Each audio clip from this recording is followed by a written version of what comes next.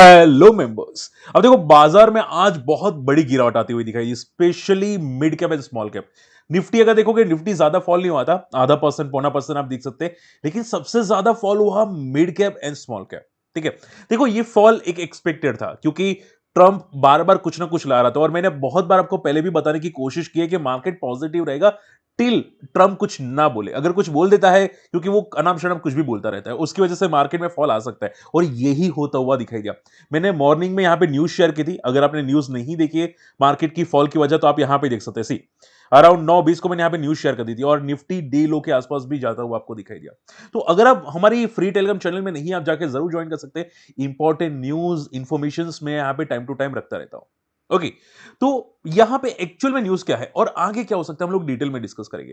देखो, एफआई की सेलिंग है 2400 करोड़ की, नेगेटिव डेफिनेटली। एफआई पॉजिटिव होने नहीं वाले, हम लोग यहां पे जानते हैं। ठीक है, अब हम लोग पहले देखो न्यूज डिस्कस कर लेते हैं, उसके बाद मैं आपको शांति से लॉजिक समझाने की कोशिश करूंगा कि आगे क्या एक्सपेक्टेड है अगर इवन ट्रम्प और बोलता है तो भी।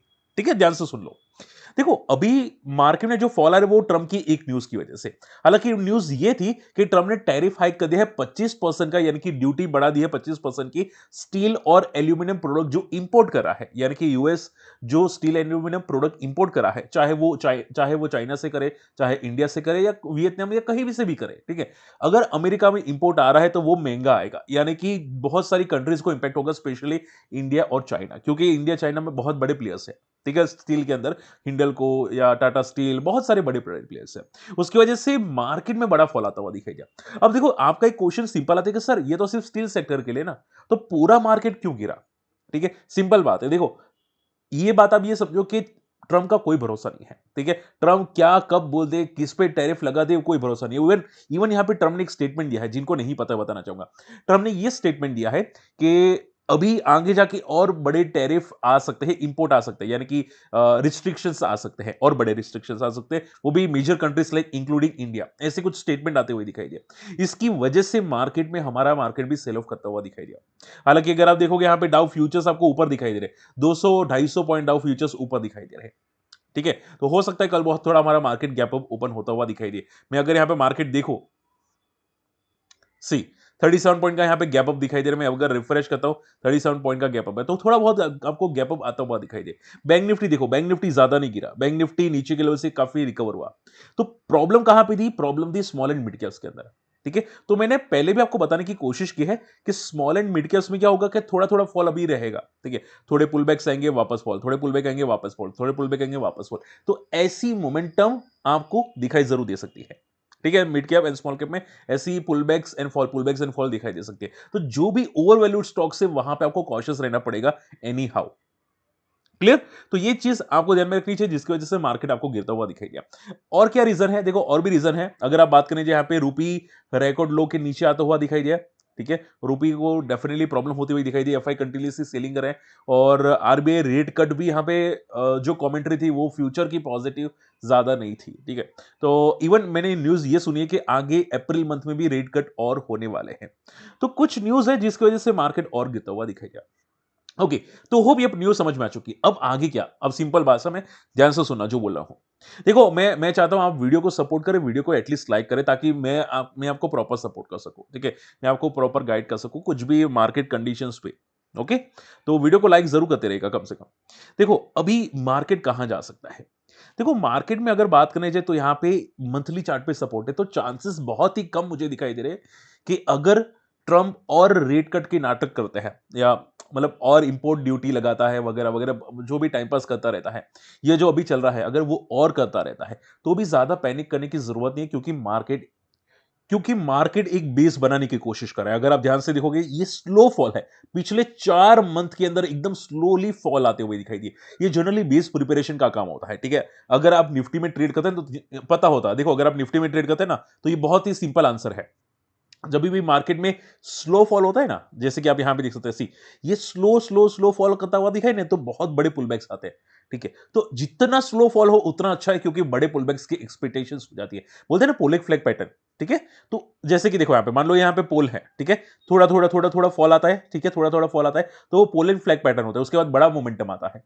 ठीक है, तो जितना पोलिक फ्लैग पैटर्न बनता है उतना अच्छा है, यानी कि यहां से मार्केट में बड़ा रिबाउंड आ सकता है। तो पैनिक करने की कोशिश मत करो। हालांकि ये मंथली चार्ट पे है तो टाइम लेगा, ऐसा नहीं कि कल के कल पुल बैक करेगा निफ्टी, परसों के परसों पुल बैक करेगा। तो ये एक पोलेक फ्लैग पैटर्न है, देखो यहां पे सी, अगर आपको नहीं दिखाई दे रहा है, यहां पे भी देखो, ये पोलेन फ्लैग पैटर्न है। यहां पे भी पोलेन फ्लैग पैटर्न बना था, अगर आप ध्यान से देखोगे यहां पे भी पोलेन फ्लैग पैटर्न बना था।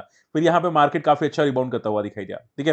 तो यहां पे करंट लेवल पे भी आपको पोलेन फ्लैग पैटर्न ही आपको दिखाई दे रहा है, ये कोई वर्टिकल फॉल नहीं दिखाई दे रहा आपको निफ्टी में, ठीक है। तो जितना पोलेन फ्लैग पैटर्न में उतना फास्ट मोमेंटम आपको करता हुआ दिखाई दे सकता है। बजाय आपको रिलैक्स रहना चाहिए, जो स्टॉक्स ओवरवैल्यूड है वहां पे प्रॉफिट बुकिंग ज्यादा दिखाई दे रही है, बस उतना ध्यान में रखिएगा, ठीक है। तो बस कॉशियस रहेगा और कुछ नहीं।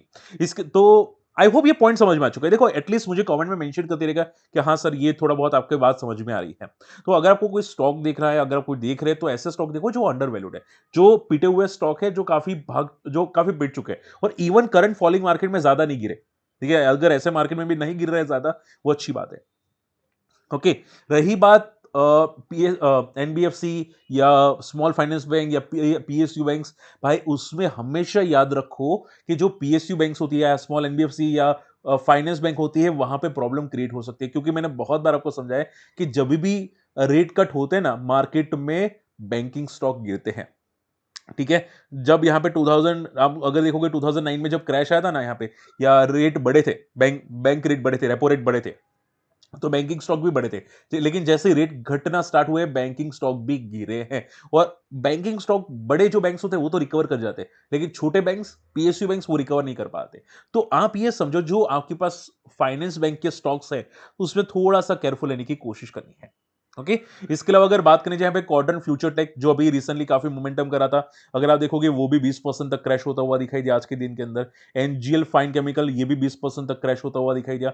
बहुत सारे ऐसे स्टॉक्स है जो स्मॉल एंड मिड कैप्स में है, जो काफी बड़े बड़े क्रैश होते हुए दिखाई दिए हैं, ठीक है। तो प्रॉफिट बुकिंग अभी भी चल रही है। मुझे काफी लोग बोल रहे थे कि सर कोई शॉर्ट टर्म के लिए कोई स्टॉक, भाई आप अपने फाइनेंशियल एडवाइजर से पूछ सकते हैं, मैं कोई रिकमेंडेड तो नहीं करूंगा, लेकिन मैं इतना समझाना चाहूंगा कि शॉर्ट टर्म में कोई भी स्टॉक लेना बेवकूफी हो सकती है। आप लेना चाहते ले सकते हैं, लेकिन आपको एंट्री एग्जिट पता होनी चाहिए, ठीक है। वरना क्या होगा कि भाई जरा सा डिप आए ना, तो स्टॉक में सडनली लोअर सर्किट लग सकते हैं। आप देखो यहाँ पे लोअर सर्किट, और मैंने न्यूज चेक की, मुझे कोई न्यूज नहीं मिले। अगर आपको कोई न्यूज मिले क्वाड्रेंट फ्यूचर टेक में, कमेंट जरूर कर सकते हैं, ठीक है। तो पॉइंट यही है कि आपको कॉशियस रहना चाहिए शॉर्ट टर्म के स्टॉक्स में भी, ठीक है। आप पूछो सर क्या कर सकते हैं हम लोग, क्या कर सकते हैं, क्या कर सकते हैं, तो अभी बैठे बैठे तो मेरे पास कुछ स्ट्रेटजीज है। आप निफ्टी में ट्राई कर सकते हैं स्ट्रेटजीज में।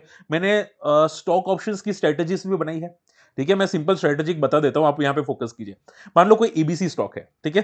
मान लो स्टॉक की प्राइस आप यहां पे देख सकते हैं, ठीक है। ये एक स्टॉक की प्राइस है 23,400, ठीक है। तो स्टॉक आपको लगता है कि भाई मंथली चार्ट पे ओवरबॉट हो चुका है, रिजल्ट आ चुके हैं, रिजल्ट के बाद स्टॉक गिरना स्टार्ट कर रहा है, तो क्या होता है, मैं सिंपल करता हूं, क्या करता हूं मैं यहां पे फ्यूचर को शॉर्ट कर लेता हूं, ठीक है। एंड कॉल ऑप्शंस उसको बाय कर लेता हूं। तो उससे क्या होगा भाई, अगर स्टॉक नीचे जाएगा ना, तो मुझे बड़े बड़े प्रॉफिट हो सकते हैं।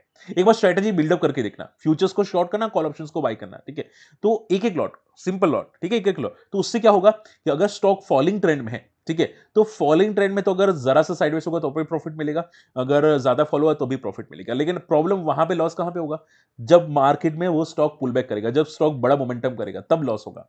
लेकिन आपको स्टॉक का मोमेंटम पता होना चाहिए कि भाई स्टॉक अभी 1 महीने 1.5 महीने के लिए वो डाउन ट्रेंड में ही जाने वाला है, स्टॉक ओवरबॉट हो चुका है, वो फॉल ही करने वाला है, ऐसा आपको पता होना चाहिए। अगर पता है तो ये स्ट्रेटजी यूज कर सकते हैं, ठीक है। मैं यूज कर रहा हूं यहाँ पे डेफिनेटली, और मैं हमारे इन्वेस्टर्स कम्युनिटी को कुछ ना कुछ बताता रहता हूँ कि भाई ऐसे यूज करो, वैसे यूज करो, ठीक है।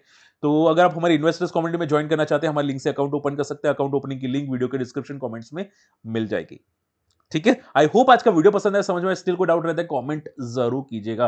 बाकी टेंशन लेने की जरूरत नहीं है, मार्केट में बेस बन चुका है। हालांकि मिड एंड स्मॉल कैप थोड़े और फॉल कर सकते हैं, जरा सा वॉलेटाइल, ठीक है। यहीं पे सपोर्ट ले सकते हैं, 15,900 एक सपोर्ट है स्मॉल कैप का। एंड मिड कैप की बात करें जाए तो यहाँ पे सपोर्ट है 50,000 के आसपास। तो कोई टेंशन लेने की जरूरत है, ये जरा जरा सा फॉल है। क्लियर, आई होप ये पॉइंट क्लियर है। स्टिल कोई डाउट रहता है कमेंट जरूर कीजिएगा। मिलते हैं अगले वीडियो में, तब तक के लिए गुड बाय, जय हिंद।